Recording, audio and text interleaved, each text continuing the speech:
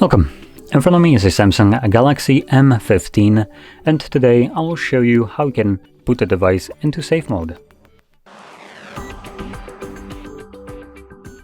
So to get started, let's pull down our notifications twice so we have the access to our power button. Click on it, and from the options here you want to hold power off. When you hold it, it changes into safe mode with a quick message. Tap again to restart your phone in safe mode. Downloaded apps will be temporarily disabled to help you troubleshoot your phone. Click on it, and like the message stated, it is going to now reboot the device, and when it boots up, it's going to be in safe mode. Just kind of wipe the screen while it's doing this.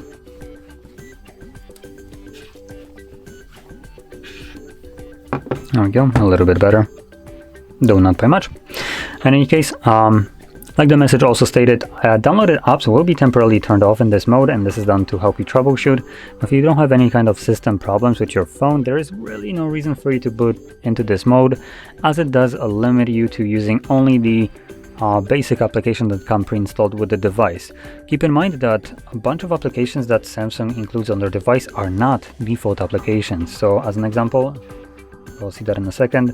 So all the applications like these ones, which aren't actually installed because I have never connected to the network yet, are not downloaded yet. But once I do so, Samsung, without my permission, will download all these applications. And in safe mode, these applications are considered as a third-party application. Therefore, they are basically turned off from being able to be used in this mode.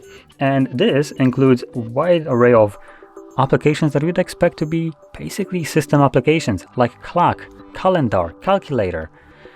So these all will be turned off. Now once you're done troubleshooting your phone and you want to go back to the normal mode, you can go back to the power options right here and simply select restart. When the device boots back up again, it automatically goes back to normal mode. Now, with that being said, if you found this video helpful, don't forget to hit like, subscribe, and thanks for watching.